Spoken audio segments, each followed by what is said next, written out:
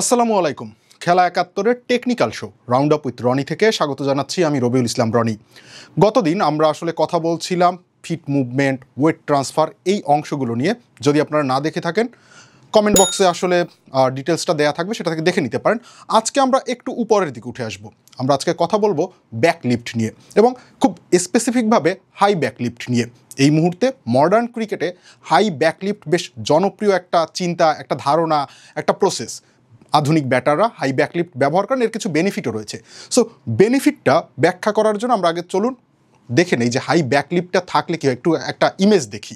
High ব্যাকলিফটের যে এই idea, সেটাকে বোঝানোর জন্য আমি আসলে তিন দেশের এই প্রজন্মের তিনজন খেলোয়াড়কে উদাহরণ হিসেবে নিয়েছি। আপনারা দেখতে পাচ্ছেন অভিষেক শর্মা, ম্যাকগার্ক এবং বাংলাদেশ থেকে প্রতিনিধি হচ্ছেন জিসান আলম। ম্যাকগার্ক, অভিষেক শর্মা এবং জিসান আলম প্রত্যেকের ব্যাটিংয়ের ক্ষেত্রে আপনি যদি খেয়াল করেন তাহলে যে জিনিসটি এই হাই ব্যাকলিফটের ক্ষেত্রে যে বেনিফিটটি তারা পান সেটি হচ্ছে ব্যাটটা অনেক উপর থেকে নামে। তার মানে তাদের যে সুইংিং টাইম, ব্যাট সুইংয়ের যে সময়টি দরকার হয় সেটা বেশি পান, যে কারণে ব্যাট স্পিডটি বাড়ে। ফলে একটা বল তারা যখন শট খেলেন এবং তিনজন ব্যাটারই তাদের খেলার ধরন ভিন্ন হতে পারে কিন্তু একটা আইডিওলজি সেম, তারা প্রত্যেকে বলকে প্রচণ্ড জোরে হিট করেন। এই প্রচণ্ড জোরে যে হিট করার কাজটি সেটি তাদেরকে সাপোর্ট করে হচ্ছে এই হাই ব্যাকলিফট, কারণ তার সুইং টাইমটা বেশি। যে কোনো অর্থোডক্স ব্যাটার যার হাই ব্যাকলিফট না, তার ব্যাকলিফটটা হচ্ছে এই পজিশনে, সেখান থেকে যদি বলকে মিট করার জন্য এখানে আসে তাহলে সময়টা কম, তার মানে হচ্ছে ব্যাট স্পিডটা কম থাকে। কিন্তু যখন এতটা উপর থেকে ব্যাটটা নামছে তখন তারা যে বেনিফিটটা পান, তাদের ব্যাট সুইংয়ের জন্য টাইমটা বেশি পান, যে কারণে ব্যাটের স্পিডটা বাড়ে, শটে বেশি পাওয়ার জেনারেট করতে পারে। সো এ কারণে এই আধুনিক ব্যাটাররা, শুধুমাত্র এই তিনজন না, মানে সারা পৃথিবী থেকে এই মুহূর্তে যারা টি-20 ক্রিকেটটাকে বেশি ফলো করেন তারা আসলে হাই ব্যাকলিফটে ব্যাটিং করতে পছন্দ করেন। কিন্তু তিনজনের ক্ষেত্রে তিনটা দেখুন ব্যাকলিফট হাই থাকলেও একটা পরিবর্তন রয়েছে। অভিষেক শর্মার যদি আপনি ব্যাট ফেসটি খেয়াল করেন তাহলে খেয়াল করবেন যে ব্যাট ফেসটা গালি অঞ্চলের দিকে ওপেন করা। সেই একই জিনিস ম্যাকগার্কের ক্ষেত্রে হচ্ছে স্লিপের দিকে ওপেন করা। এটাই more traditional high backlift batting position. আপনি সারা পৃথিবীতে যতজন আধুনিক ক্রিকেটার ব্যাটিং যারা করছেন তাদেরকে দেখবেন, তাদের হাই ব্যাকলিফটে দেখবেন যে ব্যাট ফেসটি স্লিপ কিংবা হচ্ছে গালি এই অঞ্চলের দিকে ওপেন করা থাকে। ব্যতিক্রম হচ্ছে জিসান আলম। জিসান আলমের ব্যাকলিফট হাই হলেও তার ব্যাট ফেসটা শরীরের পেছনে, ব্যাটটাই পুরোটা শরীরের পেছনে। এখন এই ব্যাটটা শরীরের পেছনে থাকার সাথে সাথে জিসান আলমের ক্ষেত্রে কয়েকটা ইস্যু তৈরি হচ্ছে। ইস্যুগুলো কি তৈরি হচ্ছে যেটি আসলে তাদের ক্ষেত্রে ভিন্ন ম্যাকগার্ক কিংবা অভিষেক শর্মার ক্ষেত্রে জিসান আলমের থেকে, সেটা দেখার জন্য আমরা আরেকটা ইমেজ দেখতে চাই। আমরা একটু দ্বিতীয় ইমেজটা দেখি।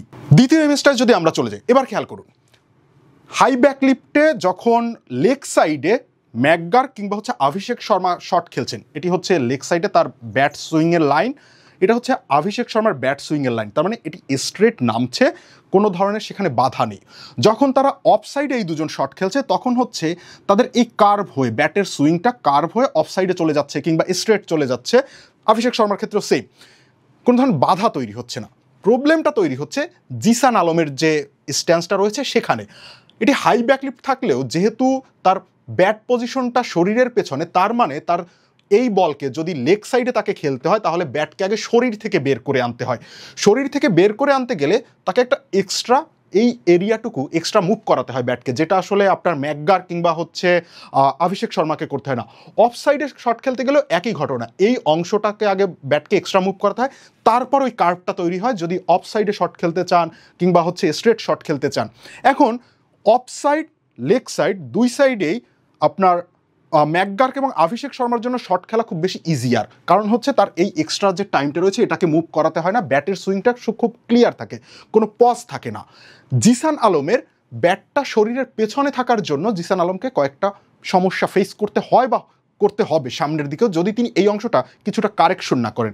কি সমস্যাগুলো কিংবা কি রিস্ক ফ্যাক্টরগুলো রয়েছে সেটা একটু আমরা দেখি। এবার খুব স্পষ্টভাবে দেখুন, প্রথম জিনিসটি হচ্ছে জিসান আলমের জন্য অফসাইডে শট খেলাটা অনেক বেশি দুরূহ, কারণ প্রথমে তাকে ব্যাটকে অফে নিতে হয়, তারপর টেনে ভেতরের দিকে এনে তারপর অফসাইডে শট খেলতে হয়। এবং জিসান আলমের যদি আপনারা এখন পর্যন্ত এই যে ছোট ক্যারিয়ারটি, সেই ক্যারিয়ারটি খেয়াল করেন তাহলে দেখবেন জিসান আলম খুবই লেগ সাইড ডমিন্যান্ট একজন ক্রিকেটার। তিনি অ্যাক্রস দ্য লাইনে শট খেলেন এবং সেটাতে তিনি স্বাচ্ছন্দ্য বোধ করেন, সফলতা বেশি রেদার দ্যান অফসাইড। তার অফসাইডের স্ট্রোক প্লে অনেকাংশে কম লেগ সাইডের তুলনায়।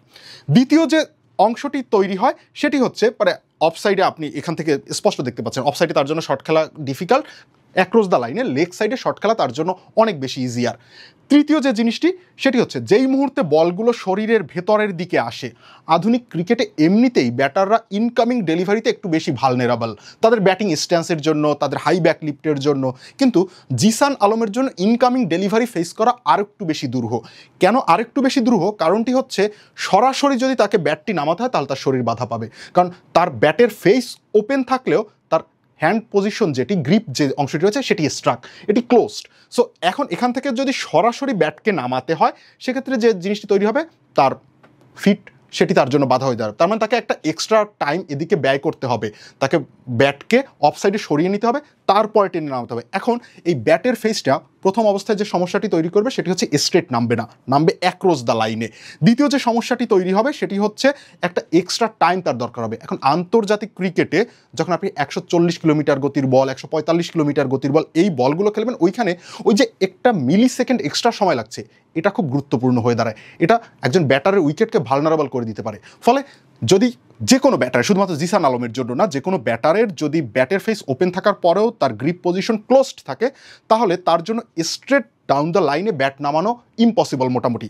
তাকে হচ্ছে এক্সট্রা ব্যাটটাকে এদিকে সরাতে হবে, তারপর টেনে নামাতে হবে। তার মানে ইনকামিং যে ডেলিভারিগুলো রয়েছে সেগুলোতে তিনি প্রবলেম ফেস করবেন। 4 নম্বর জিনিস হচ্ছে তার এইজ হওয়ার চান্স বেড়ে যাবে।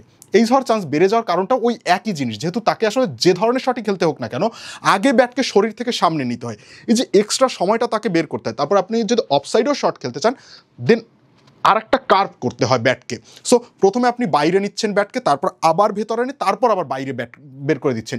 সেক্ষেত্রে বলের উপরে ড্রাইভ করার সময় কিংবা হচ্ছে অফসাইডে শট খেলার সময় ওই কন্ট্রোলটি তৈরি করাটা অনেক বেশি ডিফিকাল্ট হয়ে দাঁড়ায় ম্যাকগার কিংবা হচ্ছে আপনার অভিষেক শর্মার তুলনায়। সো তার জন্য সম্ভাবনা তৈরি হয় যে এই বলগুলো, এই ড্রাইভগুলো কিংবা হচ্ছে এই স্ল্যাশগুলো, এগুলো আসলে কিপার স্লিপ এই অঞ্চলে চলে যাওয়ার সম্ভাবনা বাড়ে।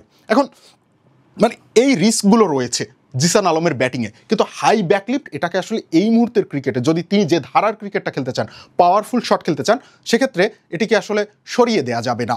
জিসান আলমকে আসলে যেটি করতে হবে সেটি হচ্ছে তাকে একটু একটা ফাইন টিউনিং করতে হবে ব্যাটিংয়ে, কারণ এই জিনিসটি এখন পর্যন্ত যে পর্যায়ে তিনি ক্রিকেটটি খেলছেন সেটি আপনার মানে এনসিএল বলুন, বিপিএল বলুন, কিংবা এই যে আমরা টপ এন্ড টি20 যে টুর্নামেন্টটি তিনি খেলে এসেছেন, বেশ ভালো খেলেছেন বাংলাদেশের প্রেক্ষাপটে যদি হিসেব করেন, সেখানে ওই পরিমাণ কোয়ালিটি বোলারকে তিনি ফেস করেননি যেটা তিনি আন্তর্জাতিক ক্রিকেটে আসলে ফেস করবেন।